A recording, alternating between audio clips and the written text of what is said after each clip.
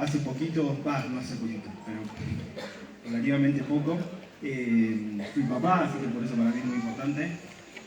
El relativamente es relativo, porque son 7 años, pero en ese camino empecé a ver un montón de ideas que me inspiraron en cómo trabajar con la gente, ¿no? Entonces, en ese camino me reflexioné mucho, pensé en muchas cosas y nada, no sé, personas que acá sean padres o madres, seguramente conscientes, piensen un montón sobre la crianza y empecé a notar que había muchas similitudes y muchas analogías cuando uno trabaja en equipos ágiles, en equipos autogestionados. Entonces me pareció que yo estuve acá en el 2019, en el Ágiles 2019, que fue en Cali, si no recuerdo mal, sí. Y ya habíamos hablado un poquito más del caso de estudio de Tempines y de cómo funcionamos, así que no los quería aburrir de vuelta con eso, y los quería sorprender con algo más reflexivo y diferente, digamos. Así que, nada, les voy a compartir esta charla, son las primeras personas que la ven, así que espero que la disfruten. La vara está muy alta, porque ayer Cintia y Juli dejaron la vara muy alta con sus keynote, así que nada, vamos a ver qué nos podemos llevar. ¿Sí? ¿Estamos bien? Sí. ¡Vamos! Vamos Colombia, ¿eh? Por ahora somos amigos hasta el domingo ya ahí cortamos, iremos y después retomamos la misa. Bueno, nada, Jorge Silva ya me presentaron, así que creo que mucho más de eso no es necesario. Y voy a arrancar ya, porque tenemos poquito tiempo, voy a ir viendo el tiempo. Algunas personas conocerán Tempines, después les cuento un poquito más. Pero sí quiero empezar con la historia de cuando empezamos Tempines. Ahí tenía pelo, ¿ven? Tenía alguna vez tuve pelo. Esas son las 4 personas con las que fundamos Tempines. Y cuando empezamos a armar Tempines, a ver, acá puedo poner la... ¿No se puede? Ah, perfecto, listo. Cuando fundamos Tempines, nosotros veníamos de trabajar en varias empresas que trabajaban, imagínense, esto era 2009, y veníamos de trabajar varios años antes en empresas que empezaban a adoptar modelos ágiles, a trabajar con agilidad, ¿sí? Entonces eran los primeros equipos ágiles. Imagínense que el primer congreso de ágiles en Latinoamérica fue en 2008, un año antes de fundar Tempines, y yo empecé a trabajar con agilidad en el 2004, por ahí. Entonces estábamos en las primeras olas y pruebas, etc. Entonces, en ese momento nos juntábamos en un bar con estas 3 personas y charlábamos un montón, y una de las cosas que nos pasaba mucho era que estábamos en un equipo trabajando, ¿sí? Trabajando de alguna forma ágil, en general con Scrum, y lo que nos pasaba era, por ejemplo, una planning, ¿no? Estábamos haciendo una planning, todos ¿saben qué es una planning? Sí. ¿Sí? Levante la mano, ¿sí? Planning. Vamos. Planning es cuando, al principio de la iteración, ¿sí? Del ciclo de desarrollo, se junta el equipo y, bueno, más o menos planifica qué va a estar haciendo durante la iteración. Nos juntábamos, hacíamos la planning, estábamos todo el día discutiendo, priorizando, estimando, haciendo una especie de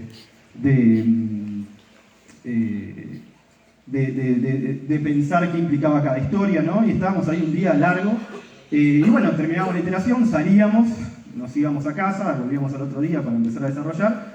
¿Y qué pasaba? Muchas veces venía el CTO, venía algún director y nos decía, gente, yo sé que estuvieron ayer con la planning, pero olvídense todo eso, vamos a cambiar de rumbo, vamos a ir para este lado, porque con el management estuvimos decidiendo que tenemos que ir para este otro lado, ¿no? Entonces, lo que nos pasaba era que veíamos lo que nosotros llamamos un gap o una brecha entre lo que es la operación y el management, ¿sí? ¿Qué significa eso? Era que desde la operación o desde el equipo nosotros teníamos prácticas y queríamos trabajar de forma ágil, pero cuando nos encontramos con el management, ¿sí? con la jerarquía, digamos, en la organización, ellos tenían otra forma de trabajar. Entonces tenían otra forma de moverse, otra forma de organizarse, y eso conflictuaba y eso generaba esa brecha que no dejaba que se comuniquen bien. Entonces, uno de nuestros objetivos, de nuestras ideas en ese momento era ver cómo achicar ese gap o cómo eliminarlo completamente. Entonces, entendíamos que no se podía construir una empresa que trabajara con proyectos realmente ágiles si el management estaba en otro paradigma. Entonces entendíamos que teníamos que tener, además de proyectos ágiles, un management ágil, ¿sí? Con un mindset ágil. Entonces, cuando pasaba esto, que venía CTO y te cambiaba completamente lo que el equipo había planificado, rompías claramente, por más que el management no estaba en el equipo, rompías con muchos de los principios ágiles, ¿sí? Con la colaboración, con la co-creación, con la transparencia, con la confianza, porque venía alguien de afuera y no sabías por qué cambiaban las cosas, simplemente te decían que cambiaban, ¿no? ¿A alguno le ha pasado esto? ¿Le sigue pasando? ¿No? No, eso no pasa en la vida. Si estás al lado de tu manager, puede dejar la mano abajo, no pasa nada. Hágame un guiño o algo con los ojos como para saber que... entonces lo que nos pasaba era eso, ¿no? Veíamos ese gap y entonces teníamos esta idea de, bueno, ¿cómo hacemos para borrar esta brecha? ¿Cómo hacemos para borrar este gap? Y en una de esas muchas conversaciones, en un momento, nos llegó un libro, un resumen de un libro que se llamaba Maverick, el libro. Y en ese libro contaba la historia de una empresa que se llama Semco, liderada por esta persona, Ricardo Sendler, que era el CEO en ese momento, y contaba toda la transformación que había hecho de una empresa tradicional a una empresa basada en la confianza, mucho más humana, colaborativa, democratizada. Y era un caso de éxito porque, por ejemplo, había pasado, ¿no? de 90 personas, de 90 trabajadores a 5.000, ¿sí? en 20 años, en 2 décadas. Pasó de una facturación de 4 millones a 200 millones, ¿sí? de dólares. Y bueno, tenía un caso muy interesante que nosotros en ese momento dijimos, esto es lo que necesitamos y esto es lo que la implementación de la idea que nosotros tenemos, ¿no? En términos de management, este es un management que está completamente alineado a lo que es un equipo ágil y entonces hacia eso queremos ir. La historia corta, ¿no? Ese libro lo usamos como norte, como cabecera, y después, hace más o menos unos 5 o 6 años, Semco creó como un spin-off, como una empresa aparte que se llama Semco Stein Institute, ¿sí? Que es un poco la rama en donde lo que trataron de hacer es crear un framework en donde todas esas más de casi 40 años la empresa de Semco empezó con esta transformación en los 80. En esos 40 años trataron de simplificar o sumarizar el conocimiento que habían tenido en un framework, ¿sí? Que tiene básicamente 5 principios, ¿sí? Cada uno de esos principios están ahí: confianza, controles alternativos, autogestión, alineación extrema, innovación creativa. Y cada uno de esos principios tiene pilares, ¿sí? Que son los que están en verdecito, que no se ven muy bien, pero no importa. Y no voy a entrar en el framework, si quieren después lo pueden investigar, me preguntan y les paso información, pero de este framework lo que me interesó y lo que me quiero enfocar, porque también es un poco el tema de la charla, es en uno de los pilares, ¿sí? Que tiene el principio de confianza.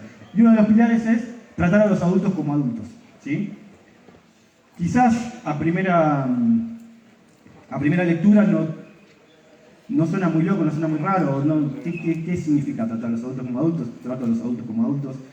Y en realidad lo que tiene escondido un poco esto es algo que pasa en general y que hablaba un poco en este libro, que para mí fue muy, muy revelador, y es, en general, las empresas contratan personas, ¿no? Y parece mágicamente que cuando esas personas entran en la empresa se convierten en niños o niñas, ¿no? Les empiezan a controlar el horario de entrada, el horario de salida, a veces cuando van al baño, les ponen un jefe para que controle que haga el trabajo, le ocultan información porque no la van a poder manejar, porque no saben bien cómo se la pueden tomar, ¿no? ¿A alguien le pasa estas cosas? No. No. Bien, muy bien. De vuelta, No díganle un ojo si no si están en la defensa.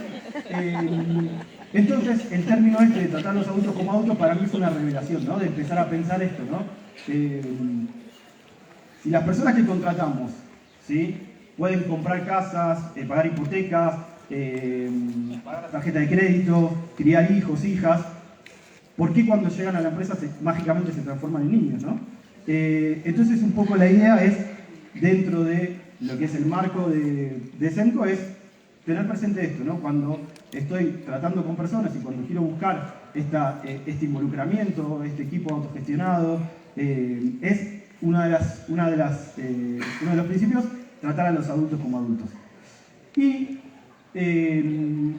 no sé si, como para darle un poquito más de fondo qué significa esto, tratar a los adultos como adultos, parte un poco de lo que es el análisis transaccional, ¿sí? No sé si hay psicólogas en la sala, ¿no? ¿Alguien? ¿Sí? Acá.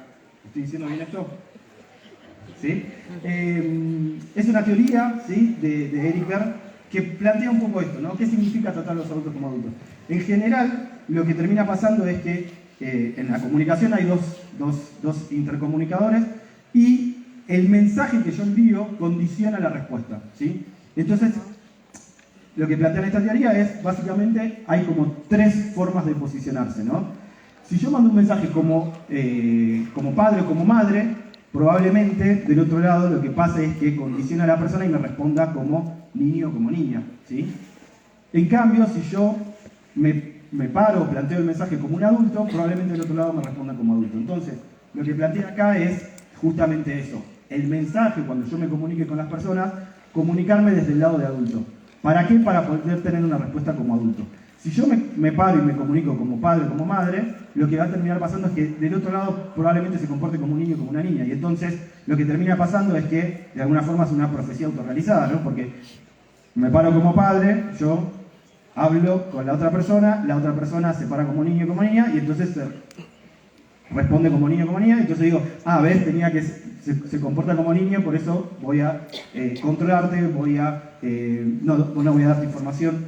Entonces, el planteo de adultos como adultos es justamente eso, ¿no? Pararse como adulto para que la otra persona responda como un adulto o como una adulta.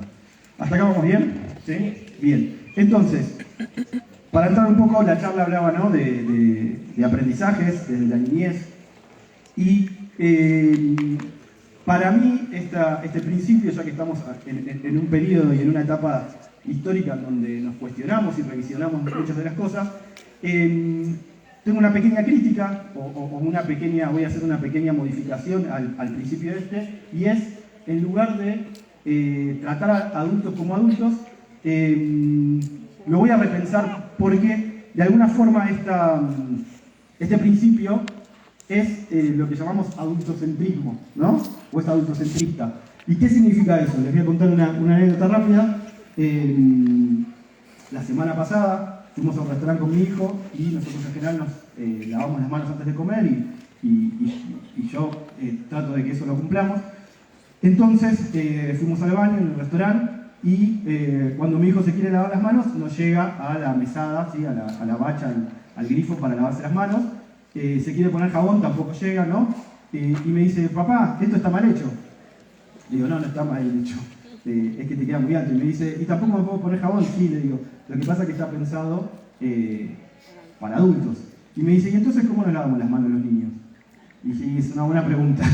Entonces, eso es adultocentrismo, ¿no? Eso es lo que pasa cuando uno pone en una posición de privilegio a los adultos. Lo que termina pasando es que las otras personas que están alrededor, en este caso niños y niñas, quedan afuera de esas decisiones que se van tomando.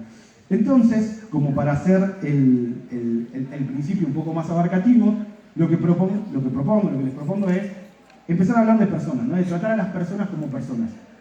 Quizás es más amplio, es más difuso, pero me parece que captura un poco mejor.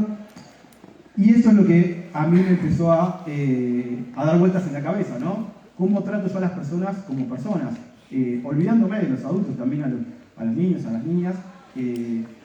Porque el paradigma tradicional los plantea como si fueran entes vacíos que no entienden mucho y que uno hay que ir poniéndole cosas en la cabeza para que vayan formándose como adultos, ¿no? Y lo que empezás a ver cuando, por lo menos yo empecé a interactuar con mi hijo, es que tiene un montón de capacidad más allá de la que uno se imagina, ¿no? Entonces, merece ser tratado como una persona con algunas limitaciones que puede tener, pero es una persona más.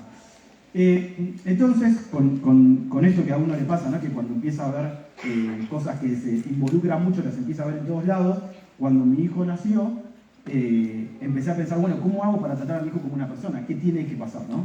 Y esta es una foto real del nacimiento, mi hijo sonriendo en el nacimiento, es increíble. Entonces, bueno, lo que quería compartir, lo que vamos a charlar un poco son esas cosas, ¿no? Cómo tratar a una persona como persona, pensándolo y haciendo un poco el paralelismo desde la paternidad, porque hay ejemplos que a veces son muy gráficos y que ayudan mucho a entender. Uno de los grandes temas a la mañana cuando nos levantamos es el vestirse, ¿no? Para ir a la escuela. ¿A quiénes les pasa que luchan a la mañana para vestirse? Hay que ponerse la ropa, estás apurado, hay que desayunar, hay que preparar la mochila. Entonces, una lucha que teníamos era eso, ¿no? Luchando para que se vista, para que se ponga la playera, la remera, el pantalón. Y siempre tardábamos, siempre llegábamos tarde a la escuela. Entonces una cosa que me di cuenta es, y que empezamos a trabajar es dejarle claro qué era lo que tenía que hacer, dejarle la ropa preparada y decirle, te tenés que cambiar. Es algo básico que parece sencillo, tonto, ¿no? Pero uno en su afán de salir rápido, de hacer las cosas rápido y de irse, estorbaba en el camino, ¿no? Entonces, empezamos a hacer eso, ¿no? A dejarle la ropa y decirle, bueno, te tenés que cambiar. Y uno, con mucha paciencia, esperando que lo haga, ¿no? Entonces, al principio es mucho más trabajoso, porque se pone la remera al revés, se pone el pantalón para el otro lado, se pone primero la campera, la chamarra, y después se quiere poner la remera y no puede. Pero al final, ¿sí? Después de varios días, incluso simplemente días, empieza a tomar velocidad y empieza a hacerlo mucho más rápido, ¿no? Entonces, algo que al principio parecía imposible, cuando uno empieza a generar el contexto y cuando uno empieza a trabajar como facilitador y a ponerle los límites y a explicitar los límites, se empieza a acelerar, ¿no? Y entonces, obviamente al principio es muchísimo más duro, pero fue una revelación, por lo menos para mí, darme cuenta que lo que yo tengo que hacer, mi trabajo es ayudarlo a que él no me necesite, digamos, ¿no? En algún punto. Y eso pasa muchas veces con los equipos, ¿no? Uno tiene que, como líder o como persona que está empujando un equipo, ayudar a que su equipo al final no lo necesite, dejarle las cosas preparadas, tener paciencia porque al principio va a llevar más tiempo, eso es así, al principio va a llevar más tiempo, pero hay que seguir hasta que en algún momento el equipo es completamente autónomo y ya no lo necesita más, ¿no? Obviamente hay que saber cuándo intervenir, cuando por ejemplo en la niñez, cuando hay peligro de vida, hay que intervenir, pero también hay que saber dejar espacio, ¿no? Entonces, mi primer gran aprendizaje, ¿no? con mi hijo y también pensándolo como reflexión a futuro es que mi objetivo es hacer que mi hijo no me necesite para que sea autónomo, para que pueda vivir completamente sin dependencias, y que mi trabajo va a estar hecho cuando ya no me necesite más, ¿no? Y es duro, es duro, sí, como esponja, pero es duro, pero creo que ese es un poco el objetivo, ¿sí? Para mí, por lo menos, como padre, y cuando estoy al frente de un equipo, ¿no? Pensar qué es lo que tengo que hacer yo para que mi equipo pueda andar solo, y al final es saber que en algún momento debería no ser necesario. Obviamente esto lleva es doloroso también, es doloroso porque uno tiene que pensar en algún momento, o tiene que encontrar un rol nuevo, tiene que encontrar qué va a hacer cuando no lo necesiten más de alguna forma. Pero bueno, son esas paradojas de la vida, ¿no? Entonces, lo que uno se puede preguntar es, bueno, ¿cómo hago para transicionar, ¿no? Y acá viene una segunda anécdota que les quiero contar, que tiene que ver con ¿cómo agarro y lo dejo libre a mi hijo y lo suelto? ¿O cómo hago con un equipo? ¿Lo dejo libre y bueno, no es anarquía, digamos, ¿no? No es simplemente soltarlo, no es anarquía.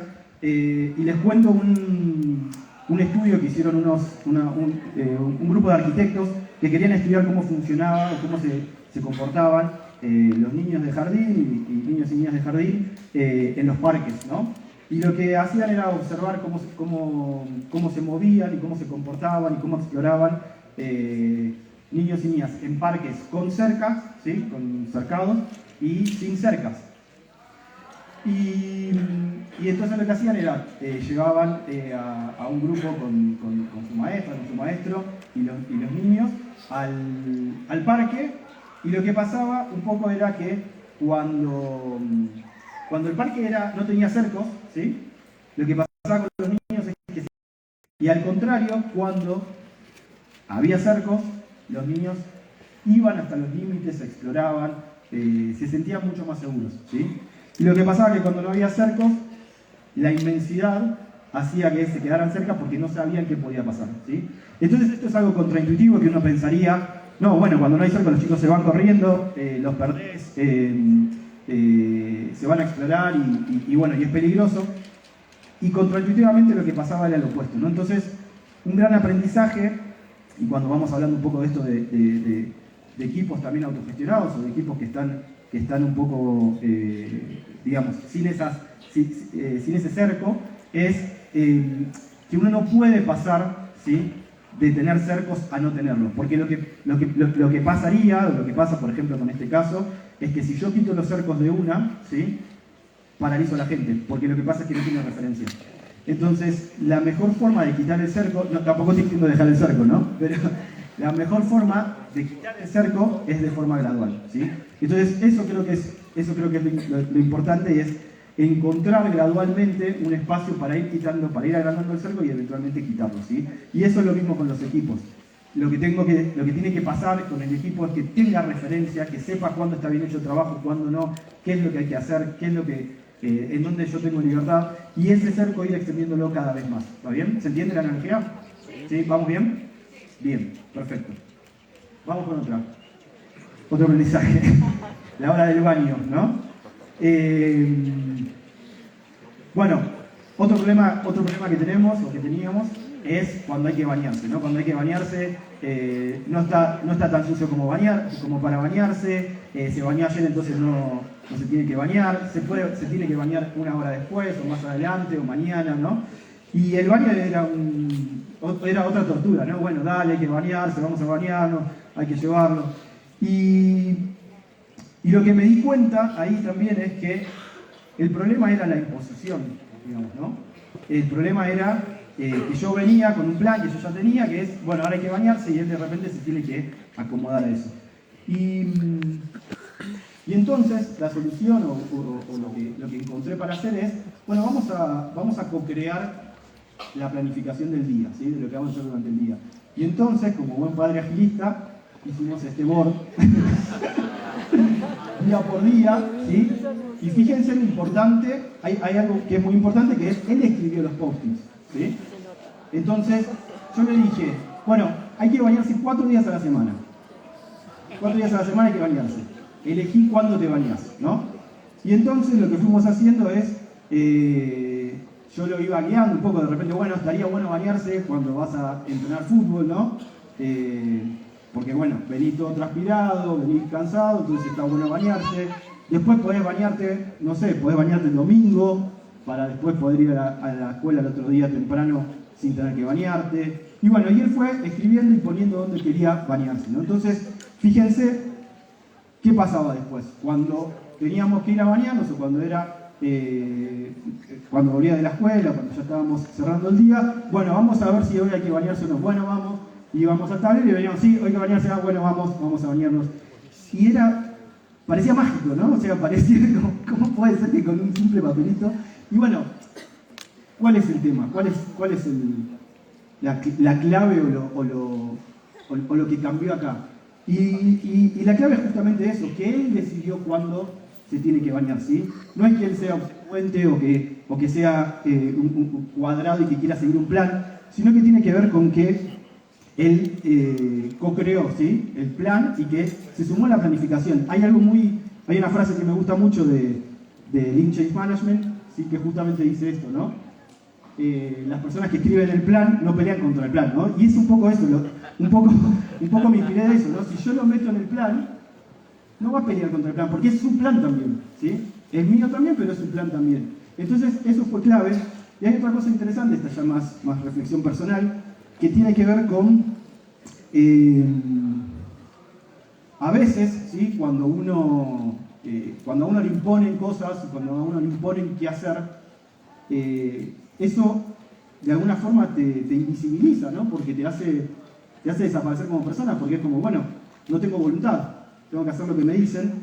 Y muchas veces la única forma de oponer resistencia a eso o de demostrar que realmente hay una persona de este lado es revelándote, ¿no? O poniendo resistencia, porque es la única... Che, pará, no me digas todo lo que hacer porque acá hay una persona, entonces no voy a hacer eso. Simplemente para demostrar que existe, ¿no? Entonces, mi otra conclusión de esto es justamente eso, ¿no? Cuando me imponen, ¿sí?, cuando alguien me impone algo, dejo de existir, no existo. Y cuando decido, estoy vivo, ¿sí?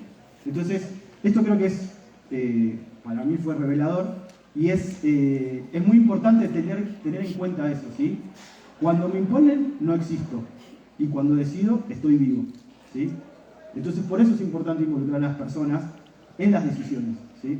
Porque si no, las personas mueren, ¿sí? Si no participan de la decisión, las personas mueren, ¿sí? Uy, me falta un slide y tengo que no está. ¿Se puede actualizar esto?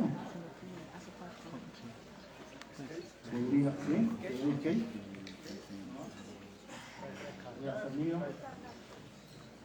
Ahí está. Tenía otro poquito más para... Y... F5 es, acá. Clic allá arriba a la derecha. Arriba o la derecha.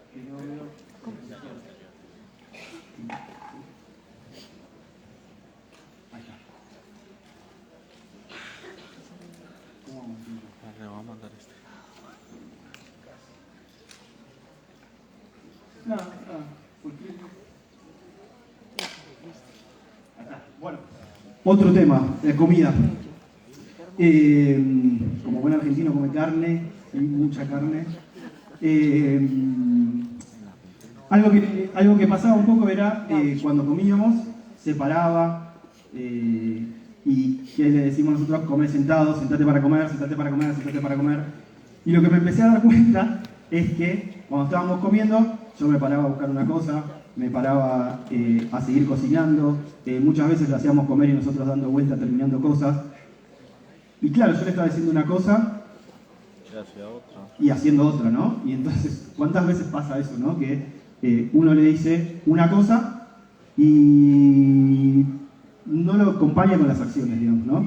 Entonces, algo también que me hizo pensar mucho es, mi hijo es un reflejo de mi comportamiento, ¿no?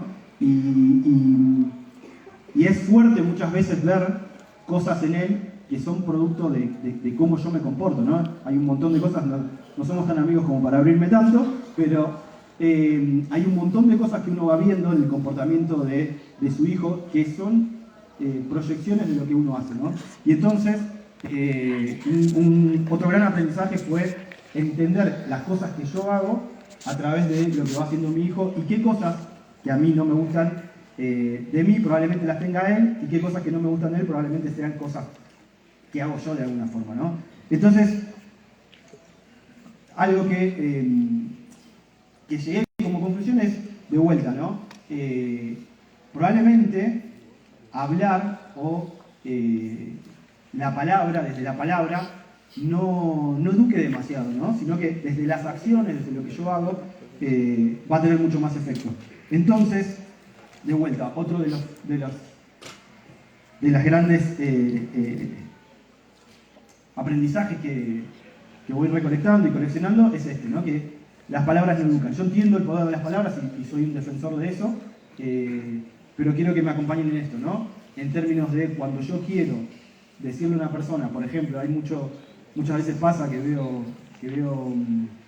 padres o madres decirle a su hijo que no grite gritándole, ¿no? Entonces, es muy difícil que la otra persona entienda que no tiene que gritar cuando le están gritando y les están comunicando gritando. Entonces, la mejor forma de educar son mediante las acciones.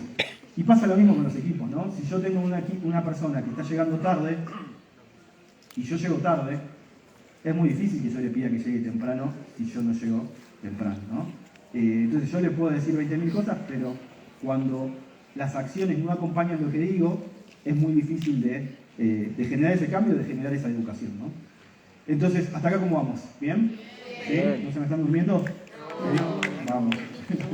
Bueno, entonces, vamos a hacer un resumen de los aprendizajes. Vamos a ver cómo tiene tiempo. ¿Me quedan 10 minutos, más o menos? Un desafío. Bueno, aprendizajes. Tu trabajo está hecho cuando no te necesitas más, duro, ¿no? Esto es para la mañana, para ahora es difícil de tragar, pero bueno, nada. Para pensar, se los dejo, dejar que las personas se equivoquen y aprendan. Y bueno, muchas veces saber cuándo intervenir y cuándo ayudar. A lo que hablábamos del jardín de infantes, ¿no? La transición gradual, ¿sí? No sacar el cerco de una. Las personas que escriben el plan no pelean contra el plan, ¿sí? También esto no lo comenté, pero lo comento rápido. También cuando co-creo no significa que la otra persona está conmigo al lado haciendo lo que yo le digo, ¿no? O sea, co-crear es un merge, una unión de las dos cosas, y que mi forma muchas veces no es la forma de hacerlo, ¿no? Hay un montón de cosas. Tengo más historias para contarles, pero no hay tiempo. La otra es cuando me imponen no existo, cuando decido estoy vivo, ¿sí? Una de las últimas que dijimos. Y lo último, las palabras no educan, las acciones sí, ¿sí? Las personas y los P que yo le puse ahí copian palabras para decir palabras y comportamientos para hacer comportamientos, ¿no? Es lo más lógico. Palabras para decir palabras, comportamientos para comportamientos. Y el comportamiento de tu hijo o tu hija es un reflejo de tu propio comportamiento, ¿no? Y probablemente pase lo mismo con los equipos, ¿sí? Si quieren acá, donde dice hijo o hija, reemplacen por equipo, ¿sí? Van a ver que hace mucho sentido, ¿sí? Entonces, probablemente lo otro que piensen es, bueno, esto es un montón de reflexiones de hippies fumones que se encerraron en una habitación a pensar a ver cómo podría ser el mundo mejor, y sí, es muy lindo, pero esto no se puede aplicar en ningún lado, no existe. Y nada, yo les quiero contar, para cerrar en un rato, que esto sí, digamos, estas ideas sí se pueden aplicar y sí están aplicadas, por lo menos. Hay un montón de empresas donde están aplicadas. Yo conozco una de adentro, que es Tenpines, en donde sí aplicamos todo eso. Y es una empresa que está conformada por personas, ¿sí? Como habíamos dicho, en donde, por ejemplo, la rotación es de un 5% anual. En Argentina, por ejemplo, las empresas de desarrollo de software tienen en promedio entre 35 y 40% de rotación, ¿sí? Y eso tiene que ver, este número de rotación tiene que ver en parte por esta gestión, ¿sí? Por esta forma, por esta cultura que tenemos, ¿sí? Es una empresa para que vean que no es una ONG, no es un grupo de amigos, no es un club de barrio, digamos. Es una empresa de desarrollo de software a medida, que ya tiene 15 años de vida, no es algo que se nos ocurrió ayer, ¿sí? Ya tiene 15 años de vida. Somos estamos llegando a las 90 personas, tenemos un 70% de facturación exterior, el año pasado facturamos $4 millones. Es una empresa que factura, que paga sueldos, que trabaja, así, es una empresa real. Y quería mostrar, les muestro un videito de una... anualmente hacemos una planificación estratégica, pero esta planificación estratégica es con todas las personas de la organización, ¿sí? Y es una planificación estratégica, siendo coherentes con lo que decimos, bottom-up, ¿sí? La planificación estratégica de la empresa surge de las planificaciones individuales de cada una de las personas. Y de esa planificación individual se van uniendo y se marca cuál es el rumbo que quiere tomar la empresa, ¿sí? Entonces, partimos de los intereses de las personas para ver hacia dónde va la empresa. Entonces, por ejemplo, ¿qué significa eso?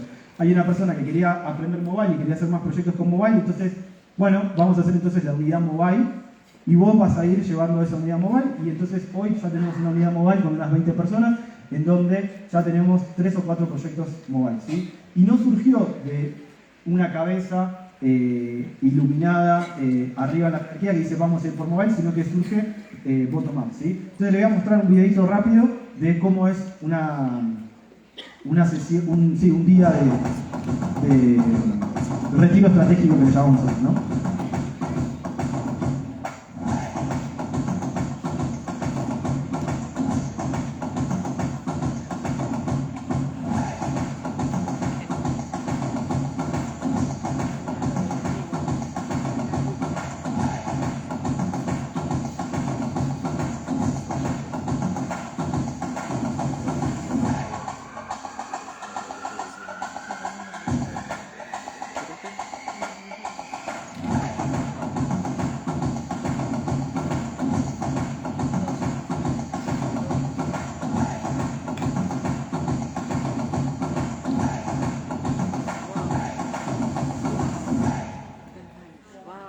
Bueno.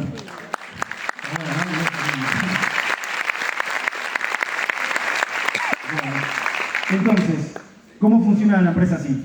Rápidamente, esto fue toda la charla del 2019, así que lo voy a hacer en 3 minutos, hace mucho. Entonces, ¿cómo funciona? Yo hablo mucho que me gusta hacer una analogía como si fuera una mesa que tiene 3 patas, ¿sí? Sobre la capa de la mesa, lo que tenemos es la toma de decisiones colaborativa. Para la toma de decisiones colaborativas nosotros usamos algo que se llama consentimiento, que es frente a una decisión que tenemos que tomar, buscar generar una propuesta y frente a esa propuesta presentarla en el foro de las personas que van a estar afectadas y que están interesadas en esa propuesta y buscarse objeciones fuertes. Cuando hay una objeción fuerte, lo que se hace es esa objeción se incorpora en la propuesta, se hace una nueva versión de la propuesta y se buscan de nuevo objeciones. Y ese proceso se hace hasta que no haya objeciones y cuando ya no hay objeciones se publica la propuesta como una nueva política y como una nueva decisión, ¿sí?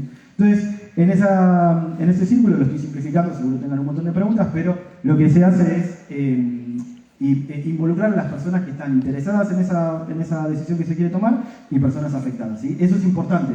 Personas afectadas a esa decisión participan de la decisión, ¿sí? Entonces, para que eso funcione, lo primero que uno necesita es tener información. Por eso, esa es la primera pata de la mesa, ¿sí? Transparencia de la información, y tenemos una política de información abierta donde todas las personas tienen acceso a la información de la organización. Esto significa, obviamente, información financiera, cuánta plata se gasta en compras en oficina, en compra de hardware, cuánto margen dan los proyectos, cuánto se factura, cuánto margen da la empresa, incluso los salarios de todas las personas, ¿sí? Entonces, uno como colaborador, como persona que trabaja en la empresa, tiene acceso a saber cuánto ganan las personas con las que trabaja. Y esto, a diferencia de lo que uno puede imaginar, que es toda la gente va sale corriendo a pedir un aumento, no genera eso y muchas veces genera justamente lo opuesto, ¿no? Personas que rechazan aumentos salariales porque entienden que al ver todos los salarios y ver sus compañeros y compañeras en qué seniority están y qué sueldo tienen, dicen, ok, yo prefiero esperar a sentirme más seguro con este aumento y entender que quiero ser responsable de este sueldo que tengo, ¿no? Y entonces genera lo que en SEMCO se llama peer power o poder de pares, que es una especie de presión de pares saludable, ¿no? En donde uno se siente responsable con las personas que tiene alrededor y sabe que las personas que están alrededor también son responsables.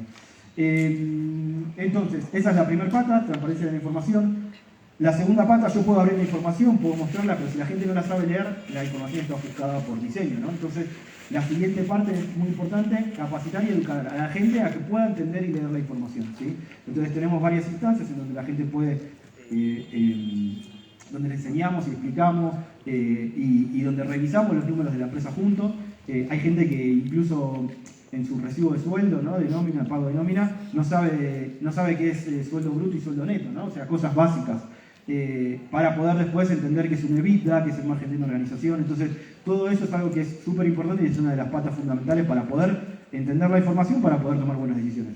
Y la última pata es, si las decisiones, formación y con la capacitación que tome fueron buenas, tiene sentido que haya un impacto positivo, ¿sí? En las personas que estuvieron participando. Entonces, en este caso, nosotros lo que hacemos es una repartición de ganancias, ¿sí? Al final del ejercicio fiscal se reparte el 50% de las ganancias. No de forma igualitaria, o sea, no se reparte para todos por igual, sino lo que buscamos es una repartición justa, ¿no? Porque la igualdad a veces es injusta.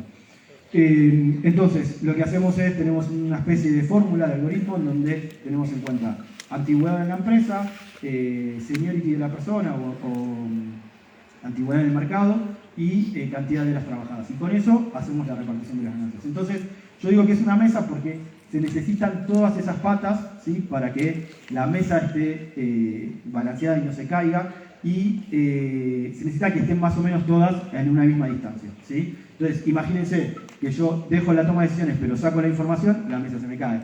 Dejo la toma de decisiones, saco la capacitación, la mesa se me cae, ¿sí? Entonces, es una especie de ecosistema donde se necesitan todas esas cosas para que funcione. ¿Estamos bien? ¿Tú se entendió más o menos? ¿Sí? Bien. Entonces, evolución y spin-off, más info si quieren. Tenemos un blog en donde contamos, tenemos un sitio de cultura.tepine, donde pueden ver más información. Seguro hay un montón de preguntas que ahí pueden ver respondidas. Hay varios posts donde se explican un montón de cosas, cómo funciona la empresa sin jefes, etc. Lo de CENTCO también, si les interesa ver un poco más, hay también más información. Y lo de Gema también que había contado, que es un viaje que yo estoy súper enamorado de eso, que es ir a visitar empresas para que vean que Tepine no es la única, ¿sí? Ir a visitar un montón de empresas en donde funcionan con muchas de estas ideas, ¿no? Y en casos mucho más locos, supermercados que funcionan así, escuelas, bancos, ¿sí? Entonces, nada, si están interesados pueden ahí buscar un poco más. Y por último, seguro vieron ese mosquito que está dando vueltas en algunos slides, alguien la vio y dice, ¿qué carajo es esto? Nada, es para que se acuerden esto, es un mensaje que me parece. Lo que termina a veces con estas charlas es que la gente sale abrumada y dice, sí, buenísimo, me encanta todo esto, pero es imposible, es todo muy grande, yo soy muy chiquito, no puedo hacer la diferencia, no puedo... Y reivindicando mis ancestros, les traigo un proverbio africano que justamente dice eso, ¿no? Si creen que son muy chiquitos para hacer la diferencia es porque no pasaron la noche con un mosquito, ¿no? Y entonces es eso, ustedes son más grandes que un mosquito, así que tienen mucha más capacidad de cambio. Así que fíjense eso, cada vez que piensen no son muy chiquitos, piensen en el mosquito que no los dejó dormir esa noche y cuánto los afectó y piensen en todo lo que pueden hacer. Así que eso, muchas gracias.